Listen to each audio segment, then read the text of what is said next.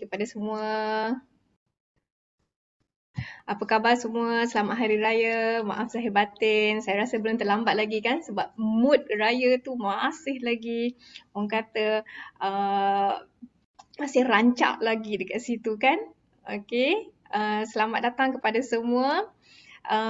Saya ucapkan banyak terima kasih sebab menjayakan, bahkan menjayakan kita punya program hari ini, majlis kita hari ini. Untuk pengetahuan semua, kita akan sebenarnya program ini merupakan kolaborasi antara kampus Kuala Pilah, UiTM kampus Kuala Pilah, kampus Rembau dan juga usahawan kita. Yang nanti kita akan perkenalkan usahawan kita. Usahawan daripada agriculture sebenarnya. Yang saya hormati hadirin semua, sebelum kita mulakan program sharing kita, program perkongsian kita pagi ini, kita mulakan dengan bacaan umul kitab untuk mendapatkan barakah daripada Allah Subhanahu Wa Taala. Al-Fatihah. Bismillahirrahmanirrahim.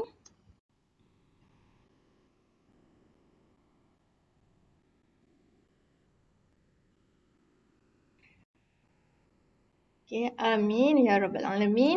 Dekat sini kita nampak ya ada Puan Nabila, selaku kita punya koordinator pengurusan dan perniagaan Kuala Pilah. Dan juga Puan Siti Hajar ada juga, Dr. Asma pun ada dekat sini. Terima kasih dengan kehadiran puan-puan dan tuan-tuan sekalian. Dengan ini kita menjemput Puan Nabila selaku koordinator pengurusan dan perniagaan Kuala Pilah untuk memberikan sedikit ucapan aluan kita. Terima kasih Dr. Asia. Alright, Assalamualaikum warahmatullahi wabarakatuh dan salam sejahtera dan salam Aidilfitri kepada semua pelajar dan juga para pensyarah yang hadir pada hari ini dan tak lupa juga kepada tuan pensyarah kita. Alright, alhamdulillah kita bersyukur kepada Allah sebab dengan kurnianya dan keizinannya kita dapat hadir bersama-sama pada hari ini menjayakan program sesi perkongsian peluang perniagaan bersama usahawan agriculture. Dan izinkan saya juga terlebih dahulu mengalu-alukan tetamu kita iaitu tuan penceramah kita Encik Muhammad Anas bin Asmawi, alright, selaku Managing Director Penternakan Sumber Unggas Sendian Perak. Semoga orang kata dengan sesi perkongsian ini para pelajar kita banyak dapat menimba pengalaman ilmu dengan sesi perkongsian daripada orang-orang hebat daripada kita. Saya ucapkan kepada para pelajar terima kasih banyak-banyak kerana meluangkan masa menyertai program ini dan kami mengharapkan Encik Anas yang terlintas di fikiran dapat mengutip sebanyak mana ilmu, pengalaman sebab kita tidak dapat di mana-mana Even kami sendiri pun orang kata sebagai pensyarah, kami sendiri pun orang kata tidak berapa mahir di dalam bidang agriculture. Alright, jadi akhir kata terima kasih semua, terima kasih pihak organizer, Dr. Asia, Puan Siti Hajar dan Dr. Asma kerana sudi menjemput saya untuk memberi sedikit ucapan. Sekian, terima kasih. Itu dia. Alright, terima kasih kepada koordinator kita Puan Nabila. Sudi hadir dalam majlis kita dan memberikan sedikit kata-kata aluan lah. So untuk kita punya pengenalan subjek ni ENT 300 memang kita semua dah tahu subjek keusahawanan iaitu subjek wajib untuk semua pelajar sebenarnya di bawah UiTM ni. Tak kiralah UiTM di mana-mana sahaja memang semua memang wajib kena ambil dan tujuan untuk subjek ni juga adalah untuk memperkasakan lagi keusahawanan. Kita memang tahu UiTM dah already in the entrepreneur kan, alright, entrepreneurship, tapi kita memperkasakan lagi dengan adanya ENT 300. Kalau kita bercakap dengan keusahawanan ini, memang keusahawanan ni memang konsep dia tu besar. Boleh jadi kita boleh jadi entrepreneur ataupun usahawan dalam F&B, dalam retailing, dalam pertanian, peternakan dan macam-macam macam lagi. Okey, semuanya tu bergantung kepada diri kita. Okey, macam mana kita nak cari peluang tu, macam mana diri kita ni nak grab dengan peluang-peluang yang ada. Okey, memang kalau ikutkan kat sini, okey, peluang yang ada tu kita kena access lah, okey, dengan ambil kira kita punya faktor-faktor luaran, faktor-faktor dalaman, okey. So itu yang kita belajar dalam kelas secara teorinya. Okey, jadi dekat sini untuk majlis ni, untuk program ni kita memang bawakan expert, okey. Maksudnya memang daripada dalam bidang industri itu sendiri, macam mana okey beliau boleh mencari peluang ataupun mendapatkan peluang dalam bidang perniagaan ini, okey, terutamanya dalam agriculture, okey, dan juga orang kata macam mana beliau ni boleh daripada sebelum ni dia bekerja sebagai seorang pengurus di Security Commission Malaysia selama 9 tahun. Bukan kaleng-kaleng orangnya. Okey, jadi macam mana sebelum ini dia makan gaji. Right now dia pula memberi gaji kan, okey, ataupun menggajikan kepada orang lain. Okey, kita tengok sedikit latar belakang beliau ya. Beliau merupakan seorang Managing Director untuk PSU, okey, ataupun dia punya company-nya, alright, Sendian Berhad bukan yang sole proprietorship, okey, dia lebih kepada Sendian Berhad yang itu kita dah belajar dalam topik berapa tu? Ingat tu? Okay, topik 7 dekat situ kan. Okay, and then beliau ni memang sebenarnya memang dah sukakan keusahawanan tu daripada kecil.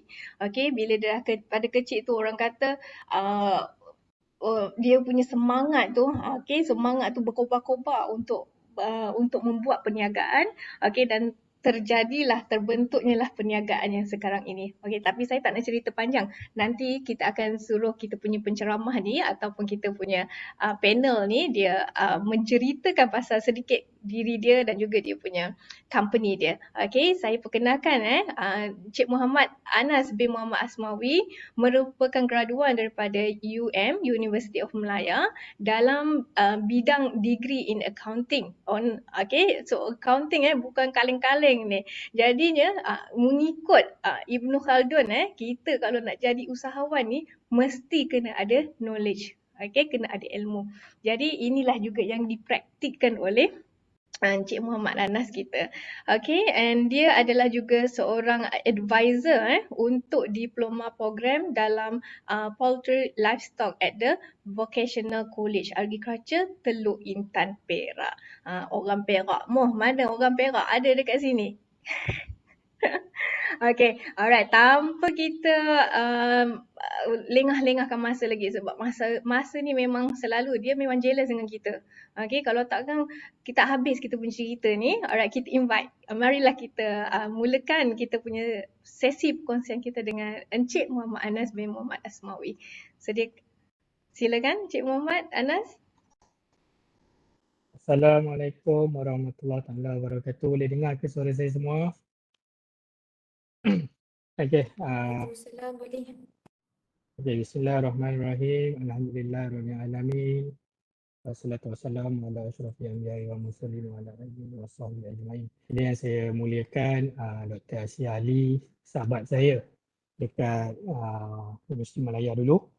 Puan Nabila Abdul Syukur, Koordinator Jabatan Pengurusan Perniagaan, doktor-doktor dan puan-puan pensyarah, adik-adik pelajar UiTM Kuala Pilah dan Rembau, rakan-rakan peternak yang mungkin ada sambil mendengar bersama kita pagi ni ya. Assalamualaikum warahmatullahi wabarakatuh.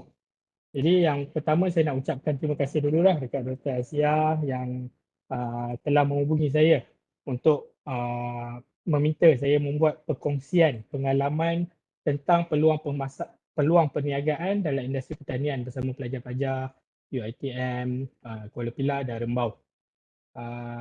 Sebenarnya saya bukanlah pakar yang macam diceritakan Dr. Asia tadi tu. Saya pun baru je menceburkan diri dalam bidang perniagaan ataupun keusahawanan ni mungkin lebih kurang 5 ke 6 tahun saja. Jadi tempoh 5-6 tahun ni kalau seorang peniaga dia tempoh macam masih tempoh merangkak lagi. saya percaya dekat luar sana ada lagi ramai lagi sifu-sifu ataupun usahawan-usahawan berjaya yang boleh berkongsi dengan lebih banyak lagi dengan adik-adik semua. Tapi saya haraplah perkongsian ringkas saya hari ini ataupun perkongsian yang kita buat secara santai-santai hari ini, saya harap benda ni boleh bagi maklumat, ilmu, inspirasi dan manfaat kepada adik-adik ataupun semua yang mendengar, dan semoga benda ni boleh jadi amal jariah buat diri saya. Jadi seperti yang dimaklumkan, sesi kita ni adalah sesi perkongsian pengalaman. Perkongsian pengalaman, maksudnya ini bukan lecture lah, dan saya pun bukan lecturer seperti Dr. Asia, dan saya pun bukanlah professional speaker. Jadi saya nak maklumkan, saya nak minta kerjasama semua adik-adik, tolong jangan tidur atau jangan mengantuk. Lagi-lagi kita buat secara online ni. Saya bukan professional speaker yang boleh bercakap meletup-letup semua. Jadi tolong jangan mengantuk. Dan saya mohon maaf awal-awal sekiranya kaedah ataupun cara penyampaian saya ni tidak teratur ataupun agak kurang jelas lah. Jadi harap-harap kita boleh buat secara santai. Dan kalau ada tiba-tiba adik-adik ada terlintas soalan, boleh terus tanya. Sebab saya takut kalau tunggu hujung sesi baru nak tanya, soalan tu pun dah hilang dah nanti. Jadi kalau tanpa membuang masa, boleh saya buat share slide ya. Macam mana ya Dr. Asia? Cik Anas nak share sendiri ke saya sharekan?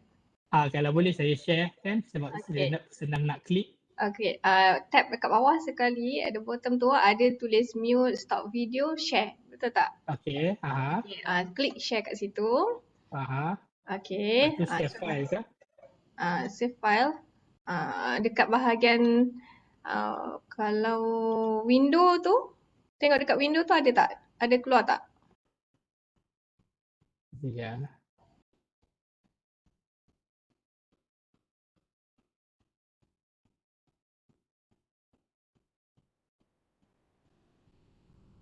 Windows, lepas tu pergi macam mana ya? Dah kat Windows. Lepas tu Okay. Ada dia punya tu kan, ada kotak-kotak banyak kan? Ada. Yang mana satu nak? Okay. Ini kena belanja makan ni Cik Anas. Boleh. Okay. Ya. Jadi saya perkenalkan diri saya dululah. Nama seperti yang Dr. Asia cerita tadi, nama saya Muhammad Anas bin Muhammad Asmawi, merupakan pengarah urusan dan juga pemilik lah kepada peternakan sumur unggas Sdn Bhd. Jadi sekilas fakta, peternakan sumur unggas merupakan sebuah syarikat yang menjalankan aktiviti perniagaan berasaskan pertanian dan peternakan.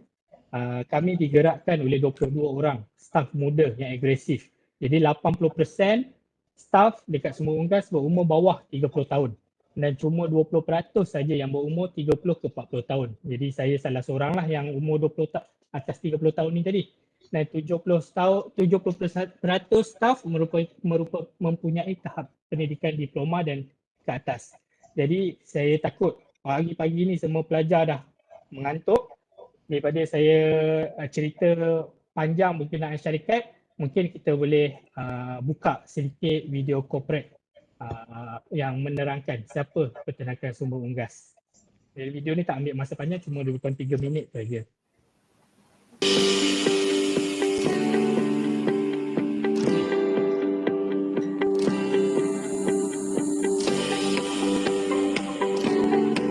Kalau suara ni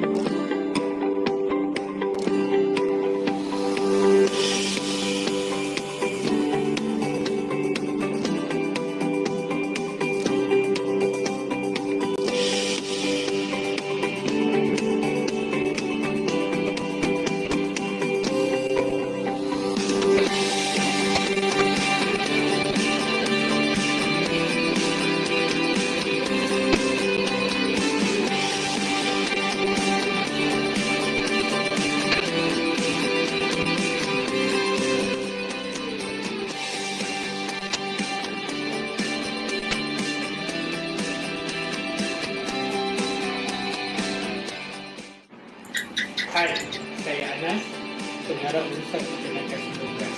Anda nak kena satu sumber unggas? Bintang! Kami dari tim Sumber Unggas Sabah Benam. Kami dari tim Sumber Unggas. Sungkai. Kami dari tim Teman Sumber Unggas. Kami dari tim operasi Sumber Unggas. Kami dari tim online Sumber Unggas. Admin Sumber Unggas.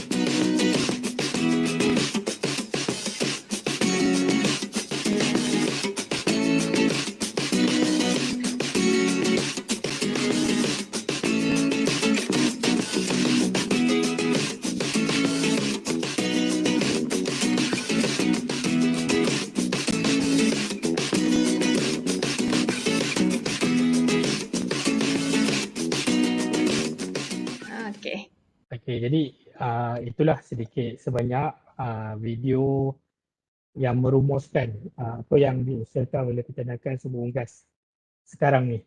Jadi itu yang sekarang ni lah. Jadi apa yang Dr. Asia minta saya cerita sebenarnya macam mana perjalanan ataupun apa yang terlintas, terdetik yang melimpahkan saya daripada sebelum ni kerja makan gaji di Semenanjung Security balik ke kampung untuk menjadi peternak ataupun usahawan dalam agriculture.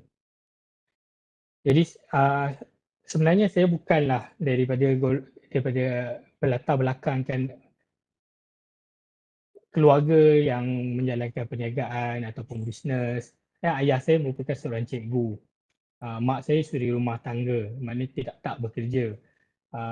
Tapi mungkin semangat aura tu datang untuk menjadi usahawan tu datang bila waktu sekolah rendah lagi saya didedahkan dengan koperasi sekolah.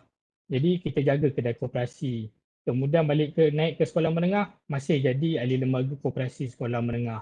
Kemudian bila sambung belajar ke Universiti Malaya, saya dilantik atau dipilih menjadi pengerusi Exco Ekonomi Keusahawanan Majlis Perwakilan Pelajar Universiti Malaya. Jadi sepanjang tempoh memegang jawatan pengerusi Exco Keusahawanan Student Council ni tadi, kita menganjurkan ada banyak kursus-kursus keusahawanan. Seperti UiTM, Universiti Malaya juga ada banyak menganjurkan kursus-kursus usahawan. Jadi saya dan tim saya sebagai penganjur, kami secara langsung banyak mendengar kursus-kursus ni tadi. Mungkin dari situlah datangnya aura untuk menjadi usahawan. Tapi selepas saya habis belajar dekat Universiti Malaya, lepas dah graduate, saya terikat dengan Suruhanjaya Security. Sebab waktu saya belajar Suruhanjaya Security sponsor atau dia beri beasiswa sepanjang 4 tahun saya dekat Universiti Malaya. Jadi bila dah habis, saya terikat untuk bekerja dengan Suruhanjaya Security minimal 8 tahun. Jadi tak apalah, saya pun kerja, dan bila dah masuk tahun ke-8 tu, saya berbincang dengan isteri saya rasa inilah masa dia untuk saya mencuba untuk jadi usahawan. Sebab dalam jiwa ni rasa macam nak cubalah berniaga. Orang kata berniaga ni seronok lah, jadi kaya lah. Kemudian jumpa ramai orang apa semua. Tapi dalam masa yang sama sebenarnya takut. Sebab apa? Sebab takut kita bukan dalam circle orang yang berniaga. Kita bukan dari berlatar belakangkan keluarga yang mempunyai perniagaan. Lagi-lagi waktu tu selepas 8 tahun kita dah bina komitmen yang besar. Komitmen ni sebenarnya loan lah. Banyak pinjaman rumah, pinjaman kereta, pinjaman kredit kad. Lagi anak waktu tu dah 3 orang. Jadi kalau anak kecil ni kos untuk membesarkan anak tu agak tinggi. Dengan nursery dia, pusat asuhan dia, tadika dia, pamper dia, susu dia semua. Jadi kalaulah saya berhenti kerja waktu tu, mana kami nak tampung perbelanjaan ni tadi? Sebab bila saya berhenti kerja, maksudnya kita dah potong sebahagian daripada pendapatan utama kita. Tapi komitmen tadi masih kekal. Tapi bila saya fikir balik, inilah satu-satunya masa yang saya ada yang untuk saya nak mencuba menjadi usahawan untuk buka perniagaan sendiri. Kalau saya tak mula sekarang, saya tunggu lagi 5 tahun, 10 tahun, mungkin waktu tu mungkin ekonomi keluarga dah stabil, tapi waktu tu takut-takut kemampuan ataupun tenaga pula yang dah tak ada waktu tu. Jadi saya buat perjanjian dengan isteri, dia cakap boleh tak bagi saya peluang untuk cuba benda ni 3 tahun. Andai kata ada nasib yang baik, ada rezeki, Allah mudahkan, perniagaan berjaya, kita boleh teruskan perniagaan ni tadi. Tapi andai kata rezeki tak ada ataupun saya tak kompeten, sebenarnya semangat saja yang besar tapi tak ada ilmu. Jadi mungkin perniagaan ni nanti tak berjaya ataupun saya tak cukup kuat untuk menjadi peniaga ni. Kita ada banyak sangat cabaran. Mungkin kalau saya tak cukup kuat untuk menempuhi segala cabaran-cabaran sebagai seorang peniaga ni tadi, tak apalah, sekurang-kurangnya saya telah mencuba. Saya ada degree dalam account, kemudian saya ada 8 tahun pengalaman bekerja di Suruhanjaya Security. Ada kata gagal, waktu tu umur saya pun masih awal 30-an. Jadi saya cakap isteri saya rasa saya tak ada masalah untuk mendapatkan kerja semula di Kuala Lumpur. Jadi saya setuju, dan waktu itulah kita ambil keputusan untuk balik ke kampung saya untuk memulakan perniagaan.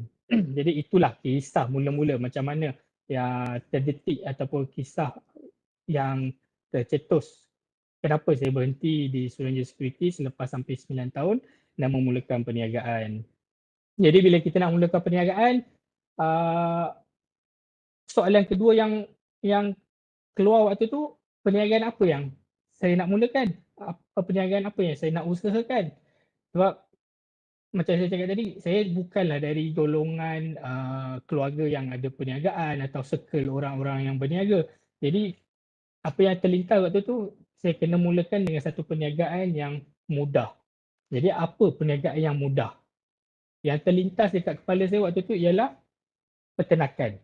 Kenapa peternakan? Sebab peternakan ni dia boleh buat secara skala yang kecil sehingga skala yang sangat besar. Dia tak perlukan modal yang besar. Kita boleh fitkan operasi ataupun saiz perniagaan kita bergantung kepada modal yang kita ada.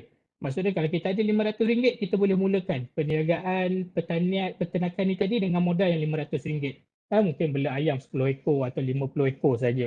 Tapi kalau kita ada modal yang besar, RM100,000, kita boleh buat skala yang besar, RM100,000. Kalau kita ada funder ataupun kita ada dana yang lagi besar, sampai RM100,000 juta pun kita boleh buat perniagaan peternakan mengikut saiz modal yang kita ada.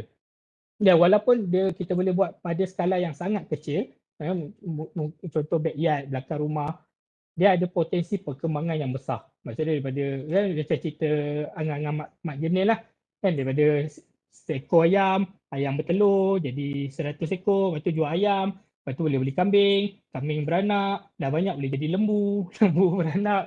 Benda tu boleh berkembang menjadi lebih besar dan lebih besar lah. Jadi waktu tu saya terfikir nak buat peternakan kambing. Jadi saya pun balik kampung. Satu malam ni saya jumpa kawan lama kat sekolah. Sembang-sembang dengan dia sambil minum-minum kopi malam. Saya kata, saya dah berhenti kerja.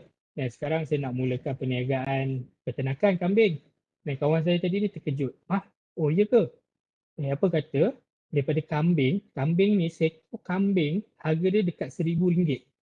Kalau kau bela 50 ekor, modal dah RM50,000.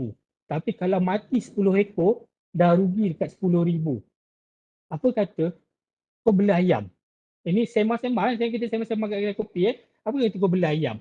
Ayam kos lagi murah dan lagi senang nak jual. Sebab semua orang makan ayam kan. Jadi ayam dengan telur ayam ni satu merupakan sumber protein yang paling murah lah dekat Malaysia. Jadi saya cakap, masuk akal juga. Okey juga tu buat ayam. Kalau kau nak buat ayam, aku nak join, dia kata. Oh, nak join, okey lah. Main sini RM50,000. Waktu tu gurau je. Rupa-rupanya dia ambil benda tu serius. Seminggu, dia transfer ke saya RM50,000 dan saya pun masukkan RM50,000. Jadi daripada modal RM100,000 ni tadi, kita wujudkan satu syarikat Sinan Berhad. Jadi itulah detik bermulanya syarikat peternakan sumber unggas. Jadi bila kita dah buat ayam, kita dah buat keputusan untuk buat ayam, saya pun buat research, buat study. Rupa-rupanya ayam ni ada banyak jenis ayam. Ada ayam daging, ayam telur, ni dua ayam yang paling glamour lah. Tapi ayam daging dan ayam telur ni rupa-rupanya kadar supply dia dekat Malaysia adalah lebih daripada permintaan. Kadar penawaran dia lebih. Kalau kita panggil sara diri persen dia lebih kurang 110 kadar sara diri. Maknanya kalau negara kita perlukan 10 tan ayam daging, jumlah ayam daging yang dikeluarkan kat Malaysia ni sebenarnya sudah 110 tan. Jadi ada lebih 10%. Yang mana 10% ni yang akan dibuat tenaga dan dieksport ke negara-negara luar. Termasuk telur ayam Malaysia dieksport ke Singapura. Dan industri ayam daging dan ayam telur ni kebanyakan diusahakan secara komersial oleh syarikat-syarikat yang sangat besar, yang sangat established. Contoh ada Leong Hub. Leong Hub ni merupakan satu syarikat yang diapungkan di Bursa Malaysia atau kita panggil listed dekat Bursa Malaysia. Kalau kita tengok saiz market cap dia pun lebih 2 bilion ringgit Malaysia. Kemudian kita ada Dinding, kita ada Ayam Mas, bawah QSR Holding atau Jacob yang supply kepada semua KFC, cawangan KFC kat Malaysia. Jadi syarikat-syarikat besar ni, mereka sudah, kita panggil sudah ada economy of scale. Kos mereka sangat efisien, sangat rendah membanding kita peternak kecil. Jadi contoh kalau saya buat ayam daging waktu tu, mungkin kita beli dedak harga seguni RM140 atau RM130. Sedangkan pesaing kita syarikat-syarikat besar ni tadi, dia beli dedak, dia bukan beli, dia buat dedak sendiri. Dan bahan-bahan dedak tu dia import sendiri. Jadi kos dia akan jauh lebih murah daripada peternak kecil dapat. Jadi waktu tu saya terfikir, kalau saya buat ayam daging atau ayam telur, keluarkan produk yang sama dengan syarikat-syarikat besar yang keluarkan seperti Leong Ha, Ayam Mas, Dinding ni, jadi tak mungkin saya boleh bersaing dengan mereka dari segi core, dari segi keuntungan dan sebagainya. Dan rupa-rupanya juga ayam daging dan ayam telur ayam ni tadi merupakan bahan kawalan pula di Malaysia. Semua maklum kan, kalau waktu musim perayaan, kerajaan akan tetapkan daging ayam harga RM1 RM8.20. Jadi kita sebagai peternak ke, pemborong ke, penjual, kita tak boleh jual daging ayam lebih daripada RM8.20. Sedangkan kos kita berubah-ubah. Mungkin waktu tertentu, waktu kita menternak mungkin kadar kematian tinggi, benda ni akan meningkatkan kos pengeluaran kita. Mungkin waktu tu kos kita boleh jadi RM9 sekilo. Tapi kalau kerajaan tetapkan harga shilling RM8.20, macam mana kita nak jual? takkan kita hasilkan ayam RM9 sekilo tapi kita nak jual RM8.20. Jadi saya nampak ini akan jadi masalah besar kalau saya buat ayam daging dan ayam telur. Dan bila kita research, rupa-rupanya kawalan harga ni cuma pada ayam daging dan ayam telur. Tapi dia tak termasuk dalam ayam kampung. Jadi waktu tu, okeylah macam tu kita tak payah buat ayam daging lah, tak payah bersaing dengan syarikat besar. Tak payah nak pening kepala pasal harga shilling, harga kawalan semua. Kita buat ayam kampung. Bila kita buat ayam kampung, dia ada niche market dia yang tersendiri. Jadi saya waktu tu pun buat research pula pasal ayam kampung. Rupa-rupanya ayam kampung tu ada banyak lagi variety dia. Ada ayam kampung kacuk, ada ayam kampung asli. Dan kalau kita pergi Indonesia, ada lebih kurang 68 jenis baka ayam kampung asli. Waktu tu pening lagi. Sekarang nak buat ayam kampung apa pula? Jadi sambil-sambil kita buat research, kita jumpa peternak, kita tanya apa masalah dia, apa potensi dia, kita jumpa pergi ke market, kita pergi ke kedai runcit, kita pergi ke restoran, tanya feedback apa semua. Saya jumpa satu situasi yang mana baru saya sedar belum ada orang yang jual telur ayam kampung secara komersial. Maksudnya kalau kita pergi ke telur ayam kampung ni bukan yang kita beli kita tengok dekat 99 atau dekat Lotus, dekat Ion, Jasco tu ya. So yang itu dijenamakan sebagai telur ayam kampung saja, tapi itu bukan telur ayam kampung. Kalau kita tengok saiz pun kita boleh nampak saiz sampai 60 ke 70 gram sebiji. Tak mungkin telur ayam kampung. Ayam kampung boleh bertelur, menghasilkan telur sebesar lebih 60 gram. Jadi sebenarnya telur ayam kampung saiz dia lebih kecil, 40 gram macam tu. Kat mana kalau kita nak beli telur ayam kampung? Kita cuma boleh beli dekat kedai-kedai runcit ataupun pasar-pasar tani. Yang mana diorang akan jual secara runcit lah, secara sikit-sikit. Hari ni pergi ada, esok tak ada, lusa pergi ada balik. Dan inilah yang buat saya terfikir dan study. Rupa-rupanya kenapa tak ada orang buat telur ayam kampung secara komersial ialah business model untuk buat telur ayam kampung ni tadi tak sustainable. Tak sustainable kerana kos untuk menghasilkan telur lebih mahal daripada harga jual. Dan kalau saya boleh kongsikan kat sini lah, untuk kita buat perniagaan telur ayam kampung. Jadi untuk nak hasilkan telur ni jadi kita perlukan ibu ayam dululah, ayam kampung. Ayam kampung ni kadar bertelur dia adalah sebanyak 30%. Maksudnya kalau kita ada 100 ekor ayam, purata telur yang kita boleh hasilkan sehari adalah sebanyak 30 biji. Dan seekor ayam dewasa, ibu ayam kampung ni tadi, dia perlukan makan sebanyak 100 gram sehari. Jadi kalau 100 gram dedak ni jadi, kita nilaikan dengan ringgit lebih kurang kos dia 20 sen. Jadi kalaulah 100 ekor ayam kita bagi makan seekor 20 sen, maksud dia sehari kos yang kita perlu keluarkan adalah sebanyak RM20 sehari. Jadi adalah kos untuk dedak lah. Tetapi pendapatan yang kita boleh dapat sehari daripada 100 ekor ayam, kita cuma boleh hasilkan 30 biji telur ayam saja. Jadi kalau 30 biji, harga borong untuk telur ayam kampung ketika itu waktu kita buat research waktu itu ialah 60 sen. Maksudnya harga borong harga yang kita jual kepada peniaga, bukan harga yang kita jual kepada pengguna. Of course kalau kita jual kepada pengguna kita boleh lebih mahal lah, 80 sen mungkin sampai RM1. Tapi kalau kita buat secara komersial, kita perlulah jual kepada peniaga atau pemborong peraih. Kita tak boleh jual direct kepada pengguna, otherwise dia akan banyaklah guna masa kita, tenaga kita dan sebagainya. Jadi kalau kita jual harga borong 60 sen, sehari kita keluarkan 30 biji telur, pendapatan kita sehari adalah sebanyak RM18 saja. Jadi berapa keuntungan kita sehari? Kos RM20, pendapatan RM18. Jadi kita ada deposit RM2.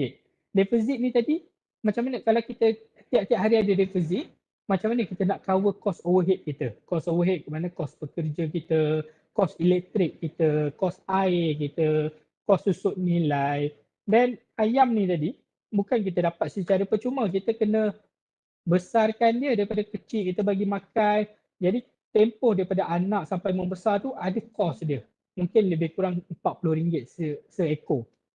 Ini kita panggil kos awalan lah. Jadi kalau kos overhead pun kita dah cover, macam mana kita nak cover pula kos awalan untuk kita hasilkan ibu ayam ni tadi. Dan macam mana pula kita nak cover kos-kos infrastruktur yang kita kena keluarkan. Kos infrastruktur contoh dia kos kita buat reban, kos kita beli mesin incubator, kos kita beli kereta, peralatan untuk kita nak bergerak, mesin generator dan sebagainya. Jadi rupa-rupanya bisnes model telur ayam kampung ni tadi tak ada dekat Malaysia sebab benda ni tak sustainable. Tapi dalam masa yang sama, di Indonesia mereka ada buat industri telur ayam kampung yang mana mereka menggunakan baka ayam kampung Arab. Jadi ayam kampung Arab ni, kalau ayam kampung asli jadi dia menghasilkan telur lebih kurang 30%. Ayam kampung Arab dia boleh menghasilkan telur sebanyak 60%. Maknanya 2 kali ganda daripada baka ayam kampung asli yang biasa. Jadi ayam kampung Arab ni jadi kalau kita hasilkan sehari boleh dapat 60 biji, kali 60 sen, barulah kita boleh dapat pendapatan RM36 sehari. Jadi ini untuk 100 ekor lah. Of course kalau kita buat komersial kita tak buat 100 ekor lah. Mungkin kita buat 1000 ekor, mungkin kita buat 10,000. Jadi untuk kiraan kat sini just untuk bagi visualize untuk adik-adik supaya boleh lebih jelas lah. Jadi kalau pendapatan kita RM36 dan kita tolak belanja kita RM20, dan kita ada lebihan ataupun surplus RM16 sehari. Jadi RM16 sehari ni lah untuk kita cover kos overhead, kos awalan, kos infra dan lain-lain tadi. Jadi saya nampak, ada satu peluang. Ayam daging tadi kita tak boleh buat sebab apa? Kita tak boleh bersaing dengan syarikat-syarikat besar dan dia ada harga kawalan. Buat ayam kampung, kalau untuk tujuan daging memang ada peluang. Tapi sudah ramai yang buat. Dan mungkin kita yang masuk lambat ni tadi atau kita yang bermula kecil tadi mungkin kita agak sukar untuk bersaing dengan peternak-peternak yang sudah terkenal. Jadi waktu ni saya nampak kenapa tidak kita pergi ke satu industri yang lebih niche, satu pasaran yang lebih niche, iaitu kita supply telur ayam kampung menggunakan ayam kampung Arab. Dan selepas tu saya pun cari kat mana saya nak dapatkan ayam kampung Arab ni tadi. Jadi bila kita survey, rupanya dekat Malaysia tak ada baka ayam kampung Arab yang pure breed, yang betul-betul ayam kampung Arab. Tapi kita ada yang sudah terkacuk sebab kat Malaysia kebanyakan orang menternak ayam kampung asli ni secara lepas bebas.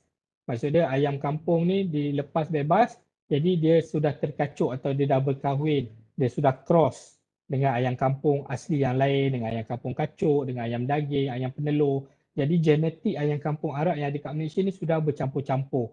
Tapi saya bernasib baik, saya jumpa dengan satu orang dekat Johor, dia ada menternak ayam kampung Arab dengan kuantiti yang agak besar lah. Jadi saya hubungi dia. Tapi ayam Arab yang dia beli ni bercampur-campur lah. Jadi saya beli kat dia lebih kurang 80 ekor dan saya bawa balik ke hutan Melintang. Daripada 80 ekor ni tadi, kita buat selection process. Selection process ialah kaedah untuk kita hasilkan breed ayam kampung yang lebih asli, yang kalau bahasa Indonesia dia panggil lebih murni lah. Jadi kita tengok apa ciri-ciri phenotype ayam kampung asli tadi, ayam kampung Arab ni tadi. Jadi yang pertama, kaki dia kena hitam. Jadi mana-mana ayam kampung Arab yang kita beli 80 ekor tadi, yang mana kaki dia kuning, kaki dia putih, kita keluarkan, kita jual. Kemudian bulu dia mesti ada jalur hitam putih. Jadi yang mana warna hitam dia lebih, warna kuning dia lebih, kita keluarkan. Daripada 80 ekor ni tadi, kita dapat lebih kurang hampir 30 ekor lah yang menepati ciri-ciri ayam kampung asli. Ayam kampung Arab yang asli.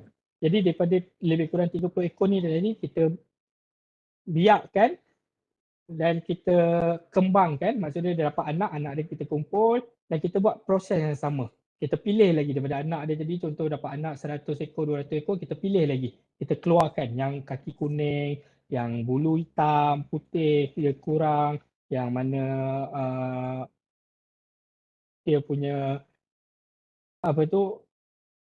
kita panggil ciri fenotip yang tak sama tadi, kita keluarkan, kita kembangkan lagi sampailah 3 ke 4 generasi.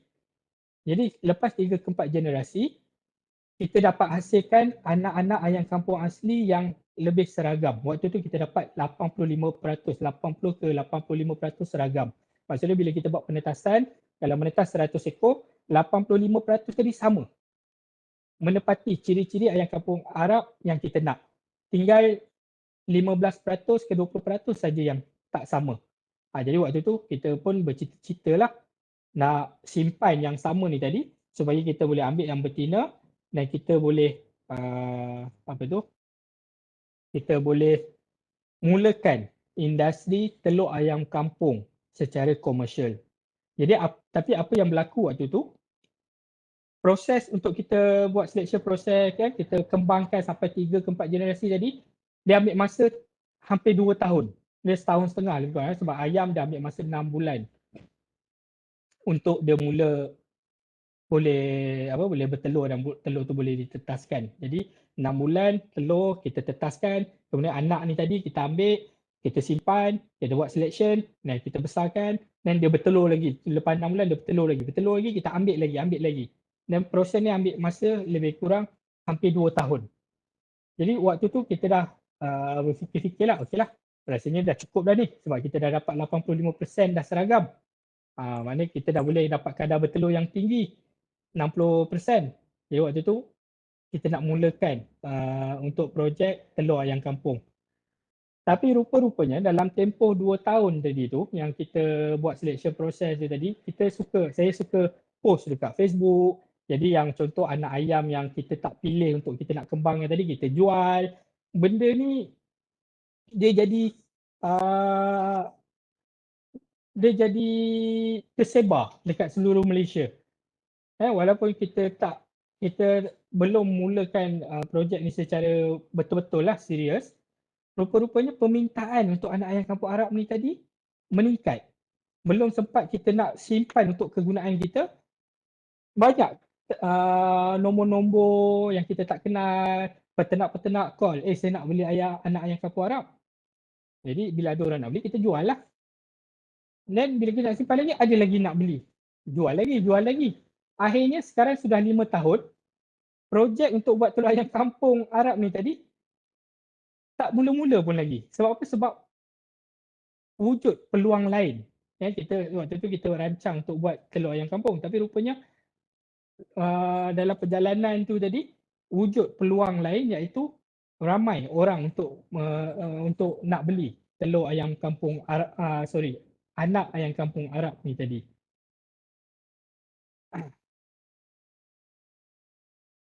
Jadi selain dalam tempoh 2 tahun tu, bukan selain peluang kita keluarkan produk baru iaitu anak ayam kampung Arab, dia wujud juga banyak peluang-peluang lain. Contoh dia, untuk kita hasilkan anak ayam kampung yang berkualiti, sebab kita kena jaga genetik dia ni tadi, kita tak nak ayam kampung Arab kita tadi kahwin dengan ayam kampung jiran kita sebelah, ayam hutan yang datang terbang waktu malam. Kita kena simpan ayam ni tadi dalam reban tertutup. Jadi bila dia tersimpan dalam reban tertutup, kita kena pastikan pemakanan dia cukup, nutrisi dia semua. Jadi bila kita cari makanan ayam kampung ataupun dedak pembaka ayam kampung dekat pasaran, sebenarnya tak wujud dedak pembaka ayam kampung ni kat pasaran. Yang ada dekat pasaran ialah dedak ayam penelur ataupun dedak pembaka untuk ayam daging. Sebab ini industri yang dah stabil. Jadi kilang-kilang yang membuat dedak ni, dia cuma buat dedak untuk ayam penelur. Atau dia buat dedak untuk ayam pembaka yang untuk hasilkan anak ayam daging, bukan anak ayam kampung. Jadi setiap ayam ni tadi, setiap kita panggil setiap jenis ayam atau baka ayam tadi mempunyai keperluan yang berbeza-beza. Jadi waktu tu timbul masalah lain. Bila timbul masalah lain, sebenarnya dia mencipta peluang. Bila timbul masalah lain, kita akan cari solusi. Macam mana kita nak selesaikan masalah tu tadi. Dan secara tak langsung, benda tu akan wujudkan peluang. Jadi saya berjumpa dengan doktor veterina, rakan peternak, macam mana kita nak hasilkan dedak ayam kampung yang menepati nutrisi induk ayam kampung. Jadi waktu tu saya jumpa dengan Dr. Fakar. Dr. Fakar ni adalah doktor veterina daripada Indonesia. Kemudian dia kenalkan, dia bawa saya ke Indonesia untuk berjumpa dengan Prof. Sofian. Prof. Sofian merupakan profesor pakar nutrisi ayam kampung di Indonesia. Kemudian dia jumpakan saya dengan Pak Ade. Pak Ade merupakan pengerusi kepada Persatuan Ayam Kampung Lokal Indonesia. Dan dijumpakan saya dengan Pak Naryanto. Pak Naryanto merupakan pemilik ataupun pengeluar. Dia panggil bibit lah. Bibit ni mana anak ayam kampung terbesar dekat Indonesia. Jadi dekat sana kita belajar. Dan kita formulasikan dedak sendiri untuk hasilkan dedak pembaka yang sesuai dengan ayam kampung Arab kita ni tadi. Jadi bila kita dah hasilkan dedak sendiri untuk ayam, untuk induk-induk kita ni tadi, benda ni pun tersebar juga. Kita share dekat dalam Facebook. Tujuan dia share sebab ialah nak memenuhi aktiviti kita. Macam kita share gambar raya kan, kita pergi jalan-jalan share. Tujuan dia sebagai nak bersosial saja. Tapi rupa-rupanya benda ni jadi santau. Benda ni jadi santau. Maksud santau saya santau yang positif lah. Santau ni maksudnya dia pergi. Post-post ni sampai kepada peternak-peternak, peminat-peminat ayam. Dan dia tahu aktiviti yang kita buat dan dia hubungi kita. Dan dia nak pula beli dedak kita. Jadi cerita dia tadi, kita nak buat ayam, kita nak hasilkan telur ayam kampung. Tapi kat Malaysia kita tak ada baka ayam kampung yang kuat bertelur macam ayam kampung Arab di Indonesia. Jadi kita hasilkan baka kita sendiri dalam proses selection, proses semua tu. Benda yang ambil masa, rupa-rupanya permintaan anak ayam kampung Arab ni tadi pun tinggi. Jadi kita jual anak ayam kampung Arab. Jadi untuk menghasilkan anak ayam kampung Arab, kita kena hasilkan dedak yang berkualiti, yang cukup nutrisi mengikut keperluan induk ayam kampung Arab. Jadi bila kita keluarkan dedak ni tadi, rupanya ada pula permintaan dedak. Ramai pula kawan-kawan kita yang sama-sama menternak ayam kampung asli, yang menternak ayam piru pun memerlukan dedak yang sama yang kita hasilkan. Jadi waktu tu, okeylah, dia nak beli, alang-alang kita buat lebih lah, kita jual dekat dia. Dan benda ni makin lama dia makin berkembang, orang bersembang, permintaannya makin meningkat. Bila makin meningkat, waktu tu kita buat keputusan 2018 kita buka satu kedai kecil.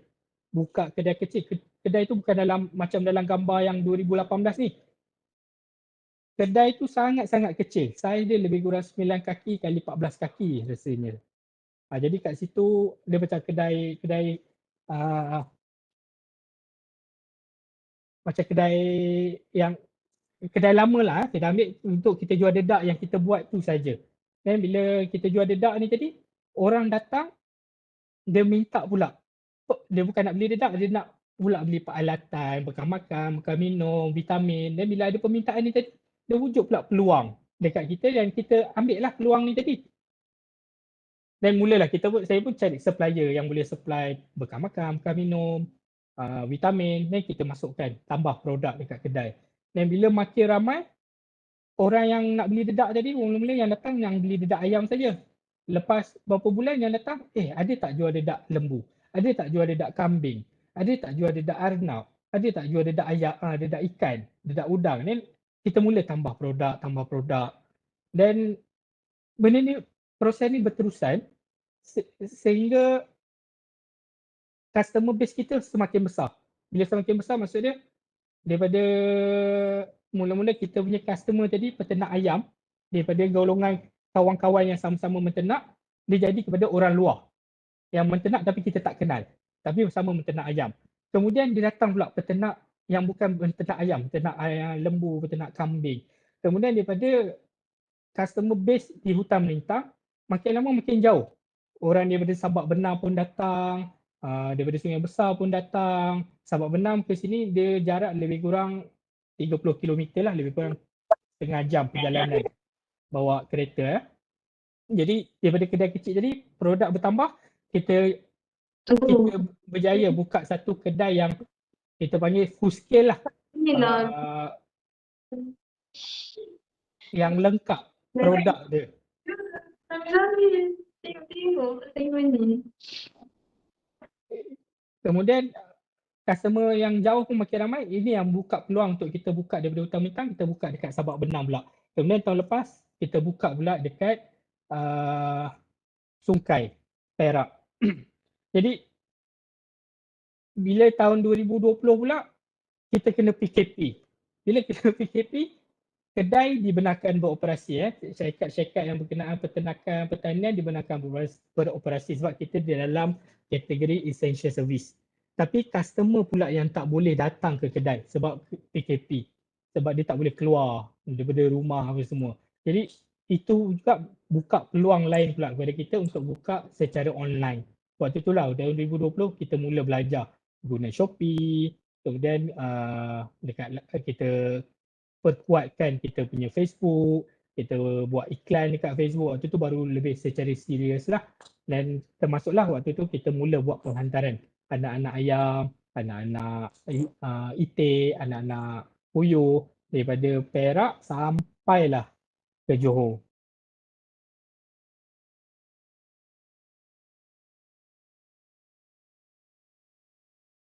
Kalau okey. So itu dia punya. So sebelum kita pergi lanjut, mungkin saya nak share lagi satu video pasal ayam Arab. Mungkin semua pun dengar ayam kampung Arab kan, tapi apa macam mana rupa ayam kampung Arab tu. Jadi saya share satu video ayam kampung Arab. Tu dia macam-macam jenis ayam bukan ayam untuk makan je. Ayam tu pun ada ayam Arab, bukan ayam kampung je. Pelbagai. Sedangkan harga ayam kampung pun sebenarnya masa hari tu saya tengok dekat pasar Rembau sekilo sampai RM20 jugalah cecahnya. Rasa macam takut pula tengok harga ayam kampung ni. Tapi itu sebenarnya peluang lah kan, peluang untuk Betul. peluang untuk kita untuk penetrate ataupun go for it lah. Jadi sebenarnya adakah yang mana nak? Okay. Jadi silakan. Kita sambil-sambil kat situ kan. Okay, jom kita tengok Reban Sumber Unggas. Suaranya tak ada. Tak ada lagi. Dia kena share balik semula dekat bahagian yang tadi tu.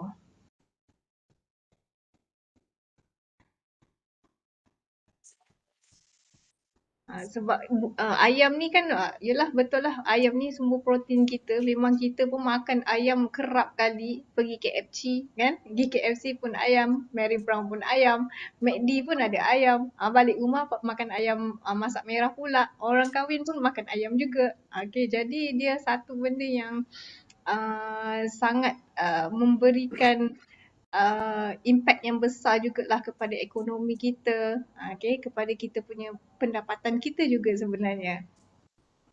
Suara dia tak ada lagi tu, Cik Anas. Tak ada lagi. Mana tu nak buat ni? Dekat bahagian share tadi? Dah try dah? Dah buat dah. Okay.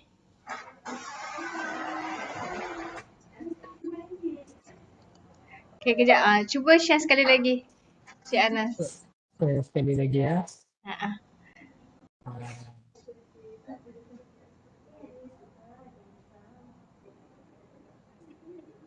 Okey ke? Keluar ke? Suara dia memang tak ada, Cik Anas. Tapi ini dia punya background muzik saja. Okay, tak apalah. Kita tengok yang ni. Nanti mungkin adik-adik semua boleh pergi ke YouTube Peternakan Sumber Unggas, boleh tengok sendirilah dengan muzik belakang dia.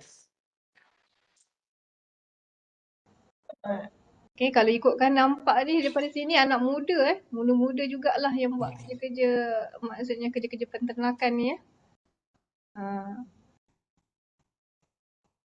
Cik Anas, berapa keluasan tanah ni? Okey, keluasan tanah suku Eka. Jadi Cik Anas beli tanah di kawasan yang jauh daripada perkampungan ke macam mana? Ini sebenarnya saya pinjam tanah mak saya. saiz dia cuma setengah ekar, suku ekar, tapi kita boleh maksimumkan suku ekar ni tadi,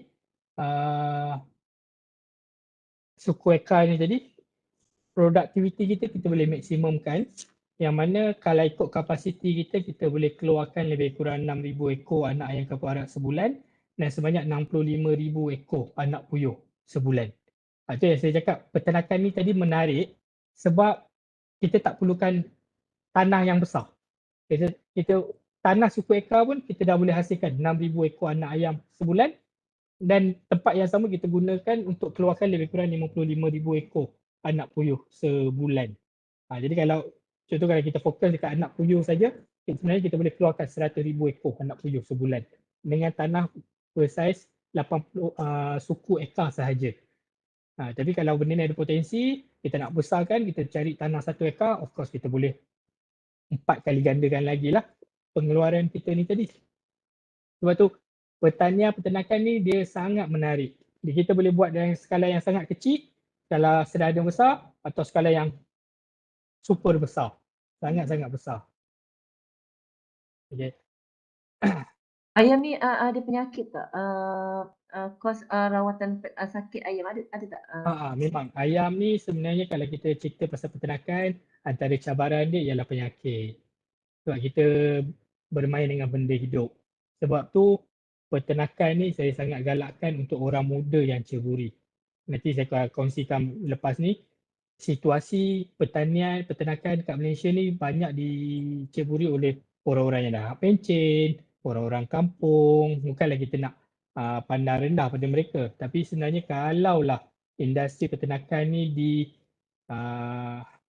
dimeriahkan oleh orang-orang muda, pelajar-pelajar yang ada diploma, ada degree, mereka akan bawa satu kita panggil satu kaedah barulah menternak dengan ilmu yang betul.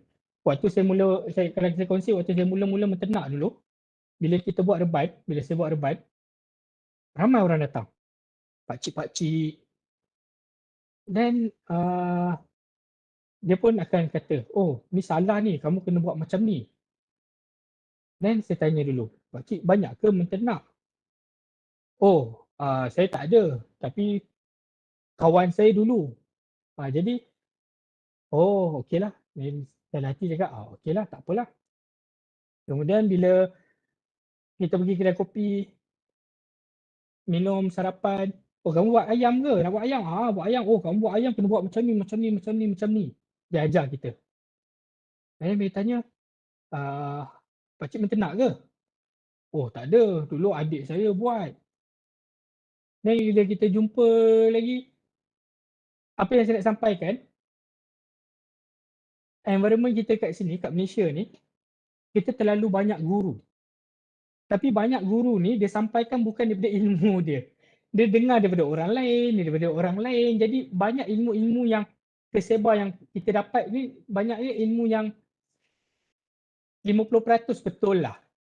Jadi kalaulah orang-orang muda ni tadi dia pergi universiti kan, dia boleh pemikiran dia lebih kritikal, dia boleh membezakan mana yang betul, mana yang tak betul. Saya rasa mereka boleh buat jauh lebih baik dengan apa yang generasi sebelum kita buat. Jadi sambung sedikit lagi. Rumusan daripada apa yang saya cerita tadi, perjalanan syarikat, pengalaman 5 tahun ke 6 tahun yang saya peroleh, ialah yang pertama, pertanian dan peternakan ni adalah satu perniagaan yang kalis inflasi ataupun economic resistant. Mungkin waktu saya mula-mula nak menceburkan diri dalam bidang peternakan atau perniagaan dulu, memang saya takut. Apa jadi kalau inflasi lepas ni? Apa jadi kalau ekonomi teruk lepas ni? Kan? Rupa-rupanya untuk peternakan ni tadi, kita tak perlu risau sebab dia merupakan satu keperluan asas untuk setiap manusia. Macam mana ekonomi teruk pun, macam mana inflasi naik pun, orang tetap perlu makanan, perlukan sumber protein. Dan benda ni terbukti pada tahun 2020. bila kita berhadapan dengan pandemik COVID-19. Mac 2020 bila kerajaan umumkan PKP, semua sektor ekonomi ditutup, diberi kelonggaran atau diberi pengecualian kepada sektor-sektor yang dipanggil waktu itu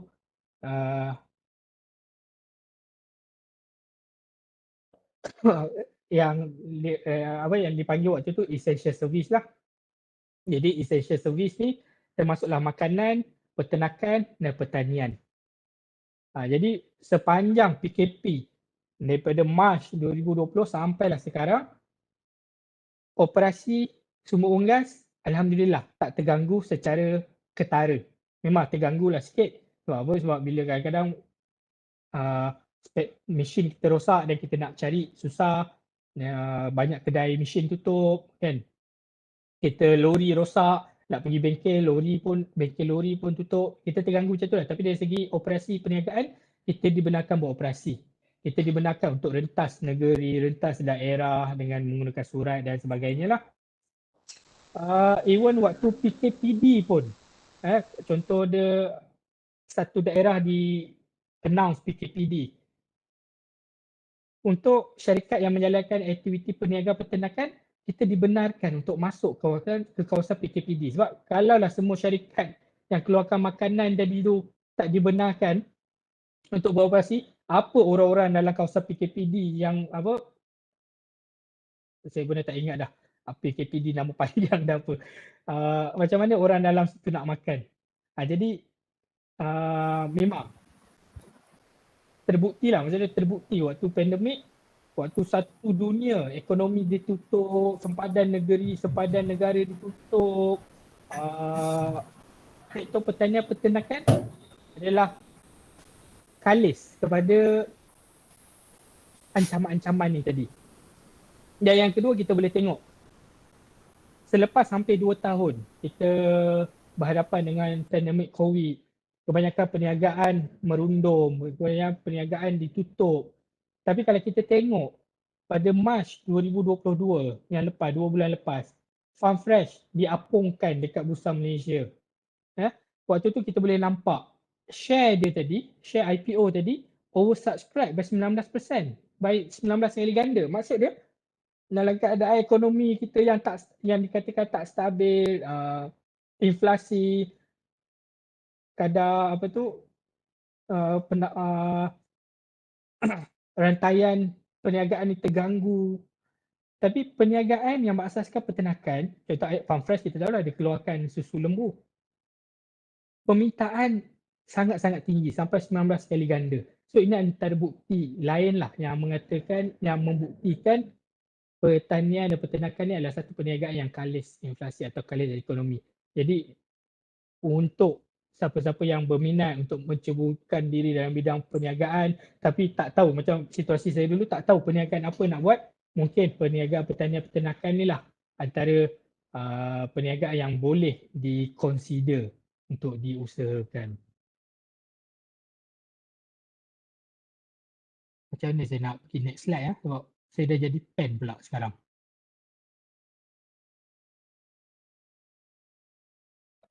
Macam mana? Oh, next slide. Oh, okey. Kalau yang tu mungkin. Saya dah jumpa dah. Okey. Jadi bila kita sebut peternakan atau pertanian, kita jangan sempitkan, jangan sempitkan minda kita, jangan kita limitkan pemikiran kita. Peternakan ni cuma menternak sahaja, mengeluarkan ayam atau menternak lembu, menternak kambing saja. Sebenarnya